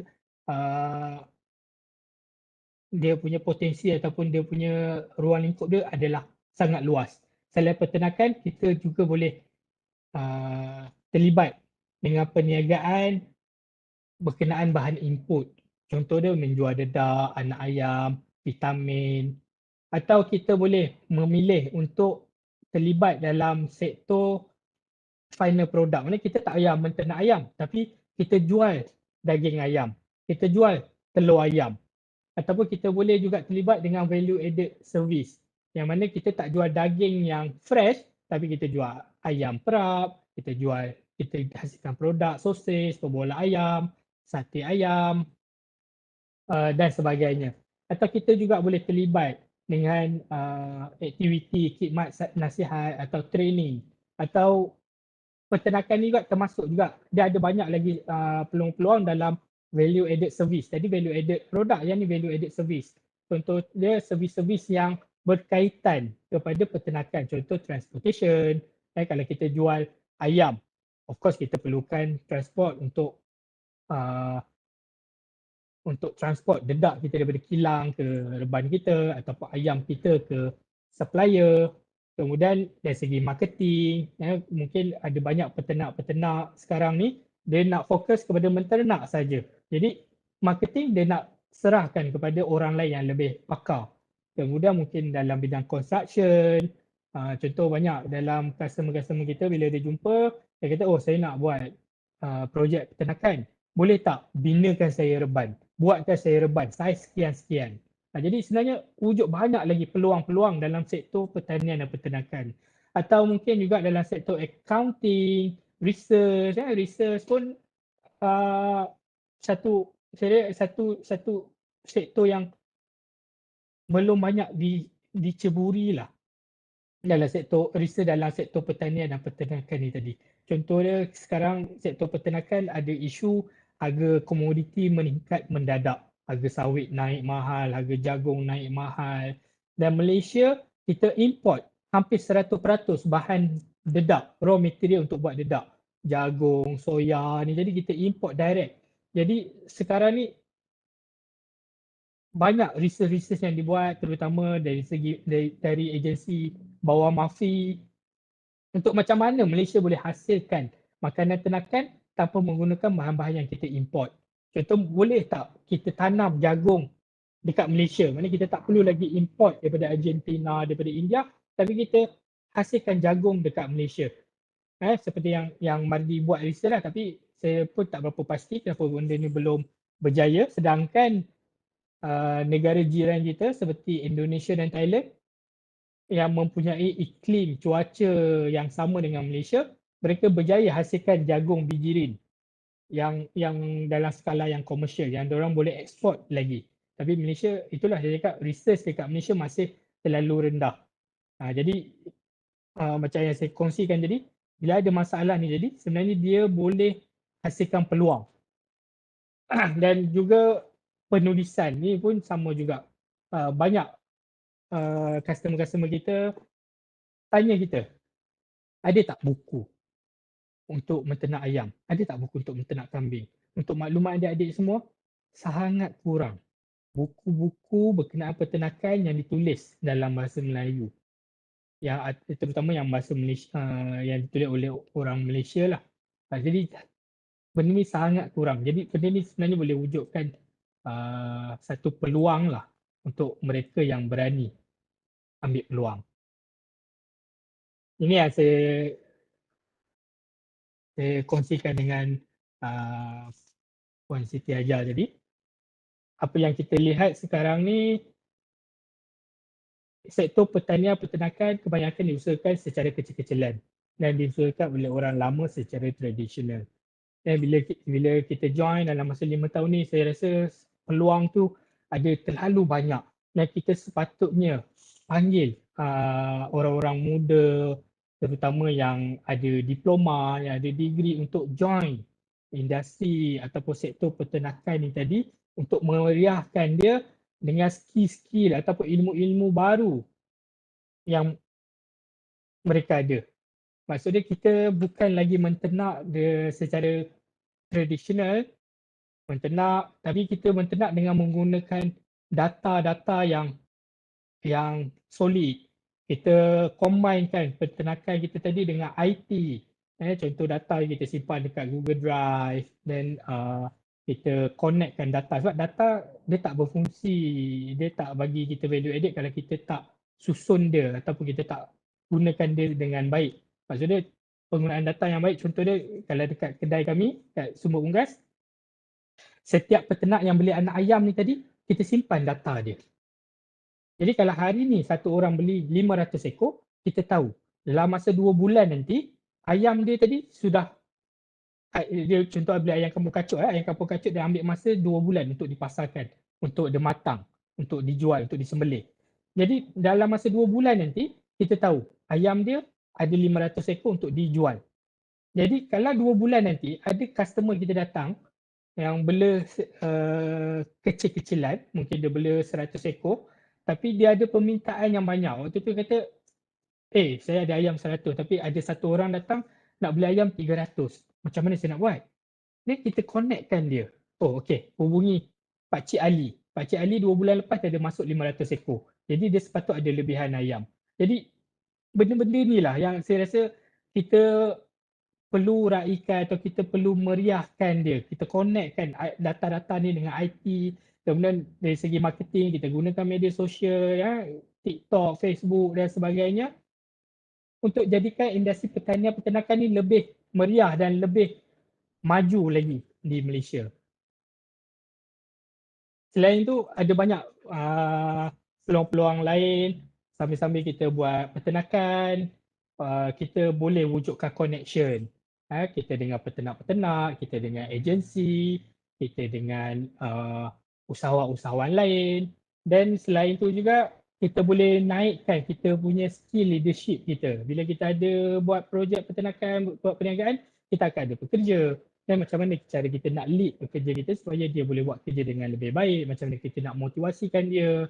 Dan yang ketiga, ini yang saya suka, kita challenge diri kita setiap hari dan kita belajar benda baru setiap hari. Memang bila kita buat peternakan ni tadi, dan peternakan ni maksudnya kita buat perniagaan, kita akan jumpa cabaran yang sangat banyak dan bila kita belajar, benda ni akan develop diri kita untuk jadi orang yang lebih baik. Kemudian kita boleh juga gunakan, lepas kita dah belajar tadi, kita gunakan pula ilmu-ilmu tadi untuk kita berkongsi dengan orang-orang lain yang saya harap benda ni, perkongsian ilmu, pengalaman yang kita buat ni tadi akan jadi amal jariah. Kita rasa majoriti dekat UiTM adalah beragama Islam, Muslim. Kita tahu bila kita mati kita akan tinggalkan semua harta benda kita, dunia kita akan tinggalkan kecuali 3 perkara. Iaitu salah satunya ialah ilmu yang bermanfaat. Jadi amal jariah lah, ilmu yang bermanfaat. Kita harap, ini yang saya harapkan, sambil-sambil kita berniaga, sambil-sambil kita berjumpa kawan, kita menjalani aktiviti harian kita, sambil-sambil itu kita buat satu amal jariah. Nak menderma ke, nak buat masjid, mungkin kita tak mampu. Saya tak mampu, kita tak ada duit yang banyak. Tapi kurang-kurangnya kita boleh berkongsi ilmu, ilmu yang bermanfaat. Harap-harap benda ni akan jadi amal jariah dan pahalanya akan berkekalan. Dan bila kita berniaga, kita akan jumpa ramai orang dan waktu ni lah kita boleh muhasabah diri kita juga. Jadi saya rasa dah slide saya sampai hujung. Saya kalau ada masa mungkin saya nak kongsi lagi. Cik Anas nak tanya boleh? Boleh. Saya nak tanya 2 soalan. Sebab saya pun pernah terlibat dalam pertanian lah. Saya nak tanya, pertama, bila kita buat secara komersial, masalah utama kalau yang newbie ni kan untuk yang saya nampak perkongsian yang sangat bagus lah hari ni. Nampak kos, nampak lah dia punya, cumanya nak tahu juga kalau ayam tu kena penyakit tadi nak buat macam mana? Adakah buang ayam yang sakit tu ke? Ataupun kalau pokok, kita kena buang pokok tu kan kalau dia kena insek kan. Kalau ayam macam mana kita nak, sebab pernah ada dengar kawan lembu dia mati dalam 1000 ekor, jadi kita takut untuk benda-benda risiko macam itulah, cara nak atasi dan cara nak mengalaminya. Dan yang soalan itu yang sebenarnya soalan yang kedua. Yang pertama sebenarnya ni tadi, macam mana untuk yang baru masuk ni nak cari pasaran? Kalau dibuat secara komersial, masalah utama ialah contohnya lah student-student di sini baru dia habis diploma, ialah dia boleh belajar, tetapi untuk mencari pasaran untuk dimarketkan dia jual dia punya end product atau ayam tersebut. Okey, terima kasih Puan Siti Hajah. Saya faham soalan yang diutarakan. Dan memang ini antara soalan-soalan yang paling popular bila kita nak berniaga, terutama orang yang tak ada pengalaman, bukan dalam circle berniaga. Soalan pertama yang dia akan tanya, kalau dia berniaga, kat mana dia akan pasarkan? Kalau dia buat ayam, kat mana dia nak jual? Kalau dia buat puyuh, kat mana dia nak jual? Soalan yang sama yang saya, situasi yang sama yang saya hadapi waktu 6 tahun lepas. Waktu saya nak berhenti kerja, saya cakap kat keluarga saya nak membela kambing. Kat mana nak jual kambing? Nak buat ayam, kat mana nak jual ayam? Kan, nak bela 1,000, kat mana nak jual? Tapi dia macam ni, Puan Siti Hajah. Mungkin cara pemikiran saya berbeza sikit dengan orang lain. Pandangan saya, kita, terutama orang Melayu yang bukan dalam circle berniaga, sebenarnya kita fikir sesuai untuk orang yang jenis macam badan terlalu kurus, makan terlalu jauh. Maksud dia, kita nak menternak ayam. Okay? Sebelum nak menternak ayam, kita kena tanya dulu, ayam apa yang kita nak ternak? So dia sangat-sangat sesuai pakai ayam daging ke, ayam telur supaya ke, dia ayam lagi cepat kampung. Kalau ayam kampung tu kita nak bela ayam kampung kacuk ke, ayam kampung asli. Kalau ayam kampung asli tu, ayam kampung asli bakar apa yang kita nak jual. Lepas kita dah fikirkan ayam apa yang kita nak jual, kita kena fikirkan pula kaedah kita nak menternak. Adakah ayam yang kita nak bela ni, kita nak menternak dalam close house, kaedah tertutup atau kaedah terbuka. Kalau contoh kita kata nak kaedah terbuka, atau kaedah terbuka maksudnya lepas bebas, kita nak adakan reban. Berapa saiz reban yang kita nak buat? Lepas tu kita kena fikir pula, siapa yang nak buat reban ni tadi? Macam mana susun atur reban, structure reban ni tadi? Macam mana kita nak dapatkan kos yang paling murah untuk buat reban ni tadi? Lepas kita dah ada reban, kita kena fikir macam mana kita nak dapat anak ayam yang berkualiti. Lepas dapat anak ayam yang berkualiti, macam mana cara kita nak membesarkan anak ayam ni tadi? Apa dedak yang kita nak bagi? Macam mana nak elakkan penyakit? Bila ayam ni dah besar, waktu ni lah baru kita fikir macam mana kita nak jual. Tapi apa yang saya nampak, apa yang berlaku dengan saya juga waktu tu, kita skip soalan-soalan teknikal ni tadi. Kita terfikir macam mana nak jual. Sedangkan, nampak tak? Proses tu sebenarnya, soalan macam mana nak jual, nak pasarkan ni tadi, sebenarnya terlalu jauh. Kita tak decide pun lagi ayam apa yang kita nak jual, kaedah peternakan kita, macam mana nak besarkan ayam ni, macam mana nak pastikan ayam ni besar, sihat. Sebenarnya kita sepatut jawab soalan ni step by step. Fokus satu. Lepas satu, dah ada reban, dah ada anak ayam yang kita nak bakar, ayam apa yang kita nak jual, nak buat, fikirkan reban. Lepas reban, macam mana masukkan anak ayam? Macam mana dapat supplier yang baik? Macam mana nak besarkan ayam ni sihat, tak mati? Lepas tu barulah kita fikirkan pasaran. Cuma point yang saya nak cakap, tak salah kita nak fikir terlalu jauh, tapi jangan sampai fikir terlalu jauh sampai kita hilang fokus. Yang short term kita ni, kita fikir terlalu jauh sampai short term kita tadi kita hilang fokus. Mungkin fikiran saya berbezalah dengan orang lain, tapi inilah pengalaman saya. Bila saya nak berhenti kerja dulu, saya pergi jalan-jalan, bawa mak saya pergi pasar. Sampai kat pasar market lah. Kat market ni, kebanyakan yang peniaga kat situ ialah Bangladesh dan Indonesia. Dan mak saya condemn. Kenapa ramai sangat Indonesia dengan Bangla, tak ada ke orang kita yang nak berniaga?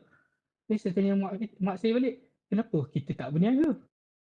Jadi kita terlalu fikir terlalu jauh, kenapa kita tak buat benda tu sendiri? Sama juga, kita terlalu pandang jauh, padahal benda tu ada depan mata kita, yang depan mata kita tu kita hilang fokus.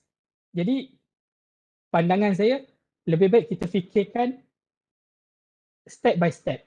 Tapi tak salah kalau kita nak fikirkan pasaran. Dan macam yang saya cakap tadi, ayam ni tadi ialah keperluan asas. Semua orang akan makan. Okay? Kalau kita tengok, contoh, Puan Siti Hajah nak bela berapa banyak. Kebanyakan customer yang datang, oh saya nak bela banyak, berapa banyak? 100 ekor. Oh bagi saya sebenarnya 100 ekor tak banyak. Sebab kalau 100 ekor ayam kampung kacuk, contoh ayam kampung kacuk, dia perlukan masa 2 bulan untuk dia besar, untuk kita nak sembelih dia. Jadi cycle dia, kita bela 2 bulan, dah besar, kita bersihkan, kita masukkan baru dan kita tunggu 2 bulan lagi untuk cycle yang kedua boleh dipasarkan, boleh dijual. Maksudnya kita ada tempoh 2 bulan setengah ke 3 bulan untuk jual 100 ekor ayam kampung kacuk. Jadi kalau kita bahagikan 100 ekor, bahagikan dengan, kita kira 2 bulan lah, 2 bulan maknanya 60 hari. Berapa banyak jualan yang kita kena jual sehari? Tak sampai 2 ekor pun. Sebab apa? Kalau sehari kita jual 2 ekor, 60 hari kita dah jual 120 ekor. Sedangkan kita ada 100 ekor saja. Jadi kita kecilkan benda tu. Jadi macam mana cara kita nak jual 2 ekor sehari? Siapa yang ada kat sekeliling kita? Siapa yang kita jumpa dekat sekeliling kita? Adik-beradik kita, keluarga kita pergi masjid, kita pergi makan, minum kedai kopi, anak kita hantar sekolah, kat sekolah ada kantin, kat kantin ada cikgu-cikgu. Possible tak kita gunakan connection kita sedia ada ni saja untuk jual 2 ekor ayam sehari? Adakah ada satu yang mustahil? Kemudian kita besarkan lagi. Kita ada berapa banyak group WhatsApp? Group WhatsApp UiTM, group WhatsApp taman, group WhatsApp surau, group WhatsApp kawan sekolah. Adakah untuk jual 2 ekor sehari dengan jumlah connection yang kita ada sedia ada tadi satu yang mustahil? Ini saya cerita cuma kita punya circle sahaja. Kita cuma nak identify circle kita tadi, pasaran kita ni tadi. Saya belum cerita lagi dengan connection. Contoh dia pergi orang ni ada geng-geng usahawan yang sama-sama dengan dia. Ataupun kita jumpa orang ni dia merupakan pengerusi kepada restoran. Dan restoran dia perlukan banyak, contoh dia kan. Atau kita keluar sendiri. Jadi point dia kebanyakan orang kita lah, terutama saya lah waktu mula-mula dulu, memang pasaran ni lah benda yang paling kita takut sekali. Tapi sebenarnya bila kita pergi dalam, kita fikir, jangan risau, pasaran tu memang ada. Cuma kita nak identify, kita kena list down, kita identify dan kita cari. Kita usaha sikit lah, mana kita pergi kantin sekolah, pakcik boleh tak saya nak letak ayam perak, ayam frozen saya dekat sini? InsyaAllah dia akan cakap okey boleh. Bila dah letak tu, barulah kita tahu rupanya permintaan tu banyak. Sama apa yang berlaku dengan saya waktu tu, saya takut macam mana saya nak jual. Rupa-rupa bila kita dah buat, kita yang tak mampu nak tampung permintaan tu tadi. Tapi sebelum kita nak permintaan tu tadi, kita kena pastikan lah kita boleh hasilkan ayam tu tadi. Jadi proses tadi panjang lah. Jadi fikirkan step by step, satu-satu. Supaya setiap step tu kita berjaya. Buat reban kita tak rugi tak buat reban. Buat ayam, besarkan ayam tadi kita tak berjaya. Jadi sama juga dengan penyakit tadi. Memang kalau benda hidup ni kita bermain dengan penyakit. So saya cakap sebelum kita fikir pasaran, kita fikirkan penyakit. So penyakit ni patutnya kena jadi soalan yang utama. Soalan pertama sebelum pergi pasaran. Sebab kalau ayam sakit, macam mana kita nak jual? Satu lagi ada saya jumpa satu orang ni. Kita sembang-sembang kat kedai. Satu orang ni dia pemborong lah. Dia kawan kita, dia customer kita, tapi dia pemborong. Kemudian datang satu orang, customer kita yang lain, dia nak mulakan perniagaan peternakan ayam kampung kacuk. Dan dia tanya soalan yang sama. Kalau saya buat ayam ni 1000 ekor, boleh tak ambil ayam saya? Dan kawan saya yang pemborong ni dia kata, mana ayamnya? Tak ada, 2 bulan nantilah kalau saya dah buat. No, saya nak jual sekarang. Bukan nak jual 2 bulan lagi. You tak boleh jual, you tak boleh suruh saya ambil benda yang tak wujud. You adakan dulu baru bincang dengan saya. Itu waktu tu saya terfikir, betul lah, mana kita ni terlalu fikir jauh sangat. Benda tak ada kita tanya. Kita pergi kedai, saya nak jual ayam. Dia orang kata nak mana? 2 bulan lagi. 2 bulan nantilah baru datang, janganlah datang sekarang. Sebab saya nak jual sekarang. Itu InsyaAllah jangan risaulah. Pasaran, kita jual makanan. Kalau betul kaedah dia, memang permintaan itu sentiasa ada. Jadi berkenaan penyakit tadi, apa-apa yang kita buat, kita perlu buat dengan ilmu. Jadi kalau pasal penyakit ni sebenarnya kalau kita buat khusus separuh hari, full pasal penyakit. Contoh kata buat ayam 1000 ekor mati. Bila penyakit ni tadi, dia ada banyak lah. Contoh dia, penyakit ni disebabkan oleh, ayam boleh sakit disebabkan oleh pengurusan kita. Kalau kita bagi makan yang tak cukup, ayam akan sakit. Ayam boleh sakit disebabkan oleh bakteria. Macam mana kita nak kenal jangkitan bakteria? Kalau ayam tu contoh kita bela 100 ekor, sehari mati seekor. Dalam masa seminggu mati 4 ekor. Mana kadar kematian dia kurang 5%, yang ini kemungkinan disebabkan oleh jangkitan bakteria. Kalau jangkitan bakteria, macam ni cara dia ialah dengan kaedah kita bagi antibiotik. Yang ketiga, ayam pun boleh sakit, ternakan boleh sakit disebabkan oleh virus. Virus, apa dia punya simptom? Berlaku secara mengejut. Satu hari tiba-tiba mati.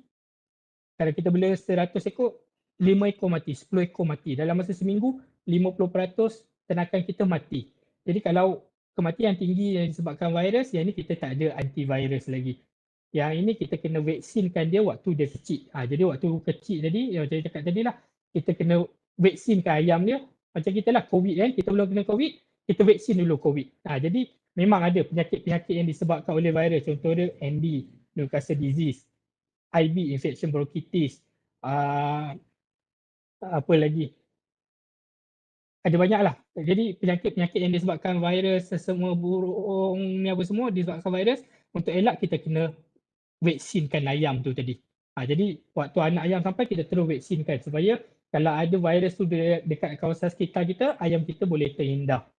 Jadi kalau dah kena memang kita dah tak boleh nak buat apa-apa. Ayam juga boleh sakit disebabkan disebabkan makhluk yang lain, contoh protozoa, disebabkan cacing, parasit lah, kita panggil parasit, cacing, nyamuk yang dia bawa cacing kan, dia boleh masuk dalam dalam sistem penghadaman ayam dan dia boleh sedut darah, dan benda tu dia mungkin bawa penyakit juga. Jadi pun boleh kena penyakit, dan boleh juga penyakit disebabkan oleh pemangsa. Contoh dia ayam kita tiba-tiba mati banyak. Mungkin kena serang anjing ataupun kena ular. Jadi penyakit ni terlalu luas. Jadi kaedah untuk elak dan kaedah untuk rawat dia pun berbeza-beza ikut jenis penyakit tu tadi. Jadi point dia sebelum kita buat, memang kita kena carilah cikgu-cikgu ataupun peternak-peternak lama untuk belajar cara-cara. Sebab tu yang macam saya cakap tadi, kat sharing ilmu dan pengalaman amal jariah tadi, ini saya rasa seronok bila kita berkongsi. Apa yang kita ada kita kongsi. Dan kadang-kadang kita tak boleh nak buat kursus selalu. Dan kita bila ada masa, kita buat benda ni dalam YouTube. Dia boleh pergi ke link yang saya bawah ni. Kalau saya boleh kongsi kalau ada masa lagi ke Dr. Asia? Kalau ikutkan dah nak habis ni 11.30 kan? Okey, tapi kalau dekat chat ada soalan daripada ada soalan dekat chat box tu daripada Nur Ikhwan. Ini student saya rasa ni. Okey, dia tanya apa bezanya keperluan nutrisi antara ayam kampung dengan ayam-ayam yang lain? Okey, kalau kita tengok kadar pembesaran, saya jawab saya jaringkan. Okey, untuk yang YouTube jadi boleh pergi kat Sumber Unggas. Kat situ boleh nampak lah kita ada share macam mana kita nak bela ayam, macam mana kita nak kenal puyuh, betina, jantan, macam mana kita nak pilih induk yang baik. Banyaklah. Tapi bila kita ada masa kita buat, tapi ini bukanlah core business kita. Tujuan kita just untuk berkongsi ilmu saja. Jadi berbalik pada soalan tadi, apa keperluan nutrisi, kita boleh secara ringkas kita boleh nampak ayam daging ambil masa 30 hari untuk besar daripada DOC. DOC kita panggil DOC lah. Daripada menetas tu kita panggil DOC. Dia ambil masa 30 hari untuk capai berat rata 2 kilo. 30 hari saja. Daripada berat DOC lebih kurang 40 gram. Selepas 30 hari dia akan jadi berat 2 kilo purata. Sedangkan ayam kampung kacuk, dia ambil masa 60 ke 75 hari. Daripada DOC untuk capai berat 1.5 kilo. Maksudnya 60 hari 2 bulan pun dia baru capai berat 1.5 kilo, tak sampai 2 kilo. Untuk ayam kampung asli, dia ambil masa 4 ke 6 bulan untuk capai berat 1.5 kilo. Jadi kalau kita tengok pembesaran dia pun berbeza. Ayam daging, ayam kampung, ayam kampung kacuk, ayam kampung asli, ayam penelur pun sama. Dia ambil masa lebih kurang 4 bulan untuk dia sampai saiz kita panggil saiz matang lah, lebih kurang 1.5 atau ke 2 kilo. Jadi kalau kadar pembesaran dia berbeza, of course keperluan nutrisi dia juga berbeza. Jadi dekat Malaysia, kalau kita nak tahu keperluan nutrisi ayam daging ni tadi, ada banyak research kita boleh buka Leong Hub, kita boleh type dekat kita boleh type contoh dia COP 500. Ini baka ayam daging. Kita type COP 500 nutrisi content, dan dia akan keluar apa yang diperlukan, nutrisi yang dikeluarkan oleh ayam pedaging ni tadi. Tapi untuk ayam kampung, kita tak ada lagi research dekat Malaysia secara spesifik apa keperluan nutrisi dia untuk tempoh seminggu pertama, sebulan pertama. Kalau ayam tu dah jadi pulet ni maksud dia dah bersedia untuk bertelur, apa keperluan nutrisi dia. Kalau ayam tu dah bertelur, apa keperluan nutrisi dia. Kalau ayam tu umur dah, contoh dia dah 18 bulan ke 24 bulan, dah nak mula pencen, keperluan nutrisi ni sebenarnya akan berbeza-beza. Tapi untuk Malaysia kita tak ada yang secara detail lah. Cuma saya boleh kongsikan secara ringkas.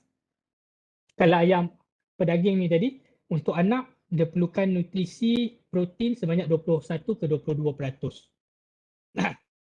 Kalsium mungkin diperlukan lebih kurang 1%. Kemudian kalau untuk ayam kampung kacukan, dia perlukan 19 ke 20% dah cukup. Untuk ayam kampung asli, 18% dah cukup. Untuk kategori anak lah bawah seminggu. Kemudian bila dia dah besar, dia dah grow, dia dah lebih kurang berat 1 kilo, untuk ayam daging ni lepas umur dia 2 minggu setengah lah. Waktu tu dia perlukan makanan yang mempunyai nutrisi CP protein lebih kurang 20% atau 19% minimum. Sebab tu kalau kita beli dedak, dia akan ada tulis kat belakang tu kandungan nutrisi dia. Untuk ayam kampung kacukan, dia perlukan lebih kurang 18 ke 19%. Dia makna protein dia perlukan jadi lebih kurang daripada ayam pedaging. Sebab badan dia tak perlukan protein yang terlalu tinggi untuk hasilkan sel, untuk buat daging, untuk jadikan bulu dan sebagainya. Dan untuk ayam, untuk peringkat layer atau peringkat bertelur, untuk ayam daging dia perlukan kadar protein yang mungkin lebih kurang 18% dan kadar kalsium lebih kurang 3% ke atas. Tapi untuk ayam kampung Arab, contoh ayam kampung, kadar protein yang diperlukan cukup 16% saja. Kita tak boleh bagi protein yang tinggi. Yang saya cerita tadi, kalau saya beli dedak ayam penelur yang ada kat pasaran, kandungan protein yang diletak ialah 18% untuk keperluan ayam penelur ataupun ayam induk ayam pedaging. Tapi saya buat ayam kampung Arab, jadi ayam kampung Arab perlukan 16% saja. Jadi apa masalah kalau ayam saya perlukan 16% protein tapi saya bagi dedak yang ada 18% protein. Masalah short term tak ada masalah, ayam tak akan mati. Tapi bila kita bagi protein yang tinggi, tetapi badan ayam boleh serap 16%, 2% protein yang lebih tadi, ayam akan buang. Bila ayam buang, yang pertama dia akan jadi kos. Jadi pembaziran lah. Maksudnya kos protein ni yang paling mahal.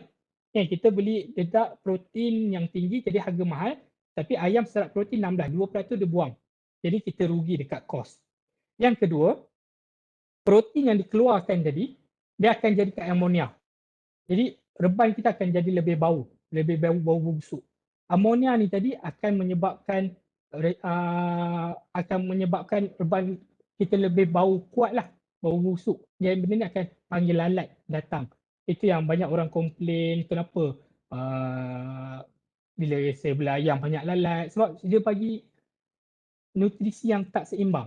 Dia lebih protein tu tadi. Jadi lalat datang banyak, amonia tinggi. Bila amonia tinggi, ayam kalau kita bau busuk kan, hidung kita pun boleh tersumbat. Kita pun boleh sesama. Bayangkan ayam yang duduk kat situ 2 bulan, lagi dia akan mudah kena penyakit. Yang ketiga, protein yang lebih dalam badan ayam tadi, yang dia tak gunakan, itu protein. Yang kedua, energi. Bila kita bagi energi yang lebih pula dekat ayam kampung, energi tadi akan bertukar menjadi lemak. Dan lemak ni long term, lepas 6 bulan, lepas tahun, dia akan berkumpul dekat saluran telur ayam tu tadi. Jadi kalau sepatutnya ayam kita boleh production period dia sampai 2 tahun sebab kita bagi makanan yang lebih energi, saluran bertelur dia cepat berlemak. Jadi ayam nanti umur setahun 2 bulan telur dia dah kurang atau telur dia dah tak cantik, saiz dia dah tak sama sebab saluran dia tadi dah berlemak lah. Yang ketiga, kalsium. Kalsium kalau kita dedak pembaka yang biasa dia akan bagi lebih kurang 3% atau 3.5%. Sebab apa? Dedak ni dihasilkan untuk jadikan dedak ayam penelur. Jadi ayam penelur, telur dia besar. Telur kita tahu kan, kulit telur tu ialah kalsium. Jadi untuk hasilkan kulit telur tu dia perlukan kalsium yang tinggi. Sebab tu dedak yang komersial dia akan letak kalsium 3.5%. Sebab telur yang dihasilkan besar dan dia nak kulit telur tu tebal. Kenapa nak tebal? Sebab telur ni dia nak jual. Telur ni nak ditransport daripada ladang ke store ke warehouse ke kedai ke rumah pengguna. Jadi kalau dia hasilkan telur yang kulit nipis, akan berlaku banyak kerosakan kat telur tu tadi. Jadi untuk hasilkan telur yang tebal, dia kena tambah kalsium lebih. Tapi kalau kita guna dedak yang sama untuk ayam kampung Arab, ayam kampung Arab telur dia kecil dan nanti kulit dia terlalu tebal, susah anak ayam tadi nak tebuk untuk nak menetas seperti itu tadi.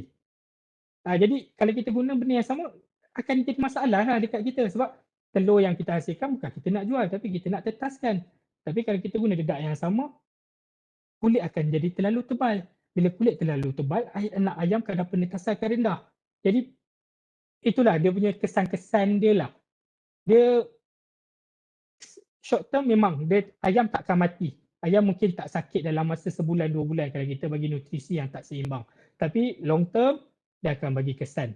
Protein tak seimbang. Dia banyaklah protein, energi. Dan energi kalau dengan protein tak seimbang dia akan jadikan ayam tu stres. Bila ayam stres tu ayam tu akan dia akan kejar ayam-ayam lain, akan menyebabkan ayam-ayam lain pun stres. Dan bila semua ayam stres, kadar bertelur pun akan turun.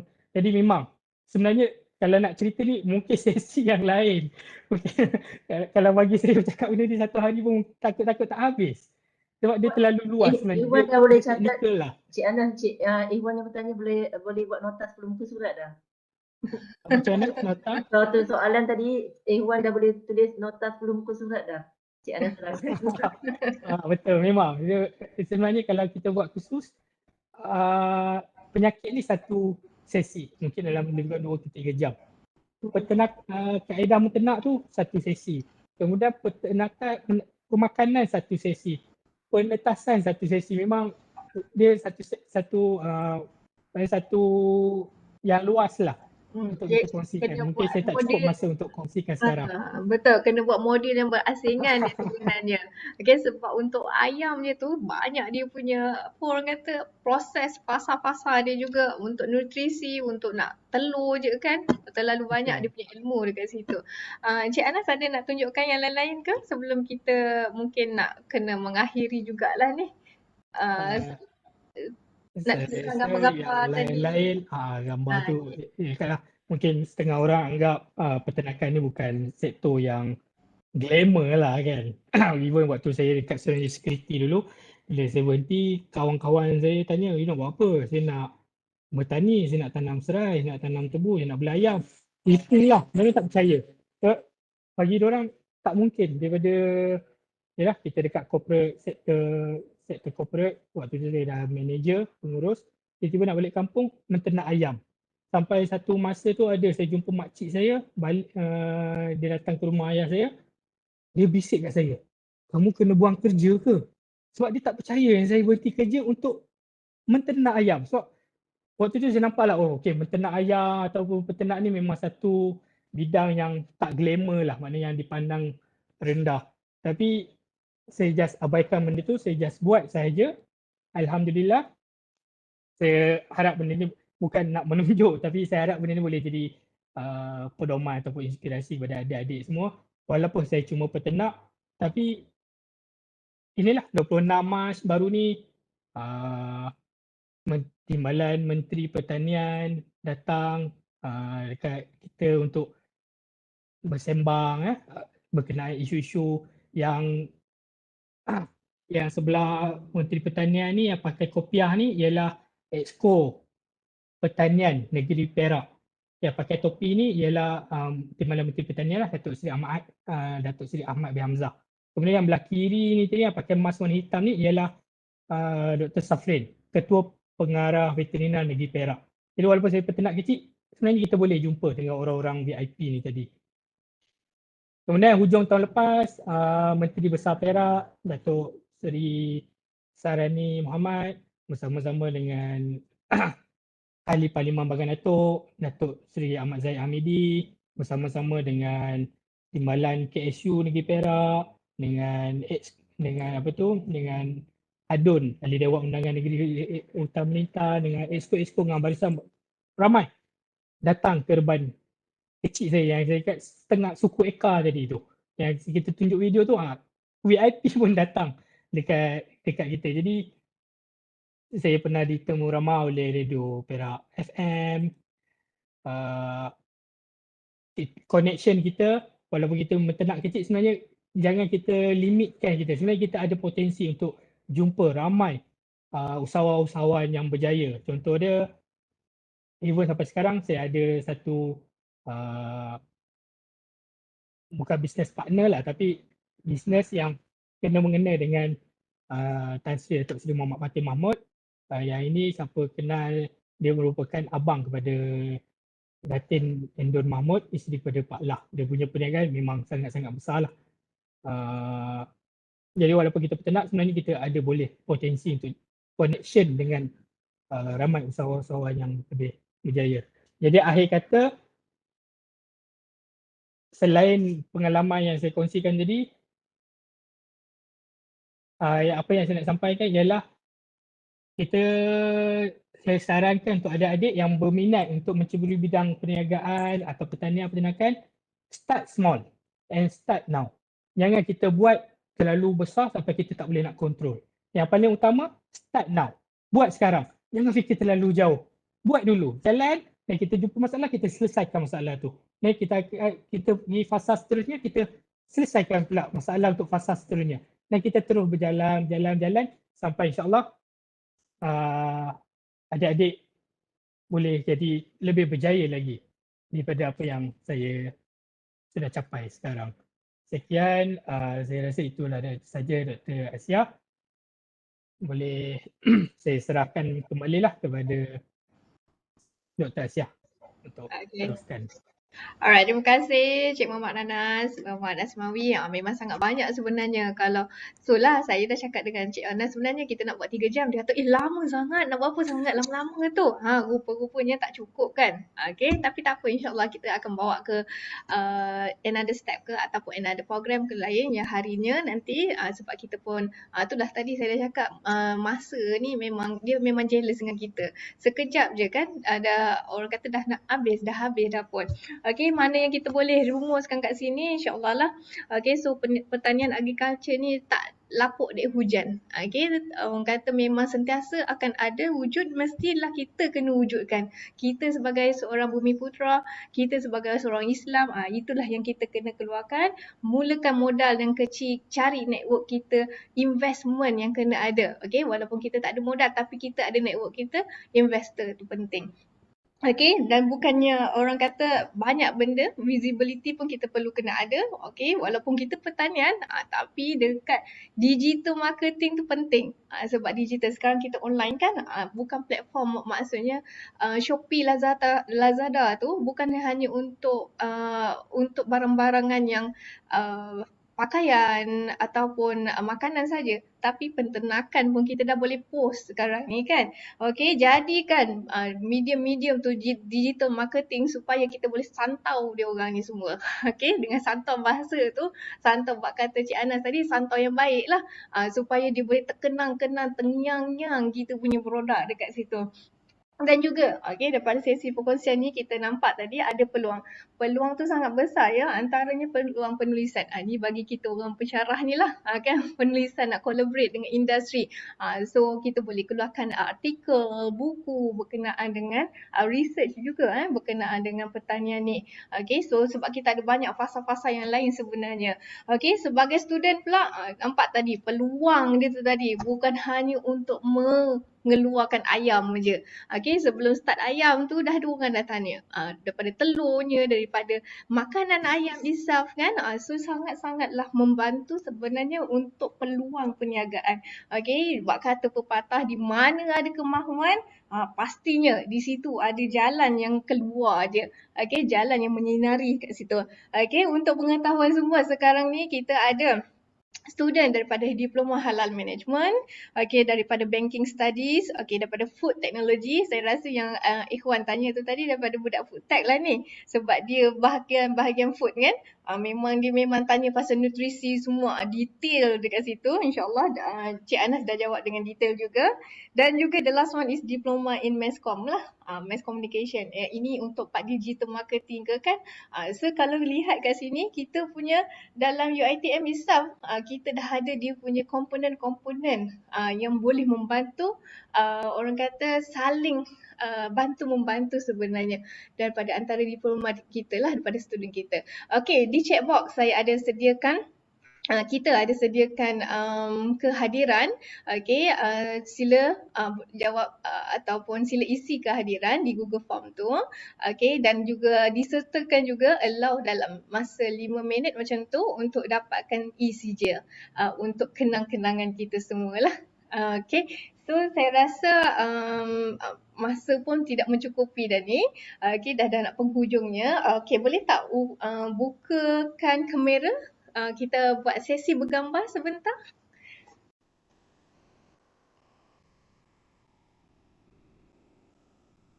Alright.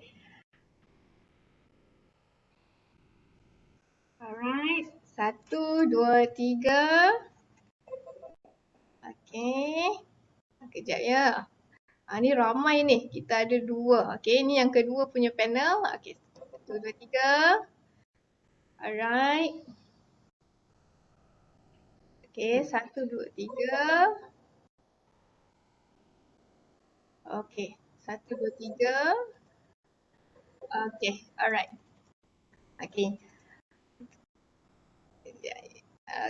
1, 2, 3. Alright. Dengan ini berakhirlah sudah.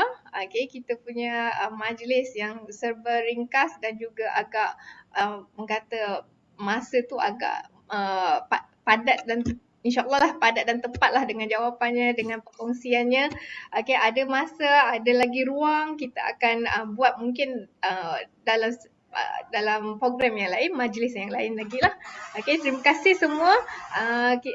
Selamat Hari Raya. Jukan usaha dan juga orang kata minat dalam perniagaan ini. Perniagaan bukan hanya di dalam untuk bahagian yang teknologi sahaja, tapi kita boleh teknologikan juga kita punya penternakan. Dan juga agriculture. Assalamualaikum warahmatullahi wabarakatuh. Terima kasih kepada semua. Kita habiskan dan tamatkan majlis kita dengan surah Al-As dan tasbih kifarah. Terima kasih banyak Cik Anas atas perkongsian yang sangat hebatlah hari ini. Dan Dr. Asia, terima kasih organizer. Terima kasih semua. Sama Miss. Thank you, Miss. Right, thank you too.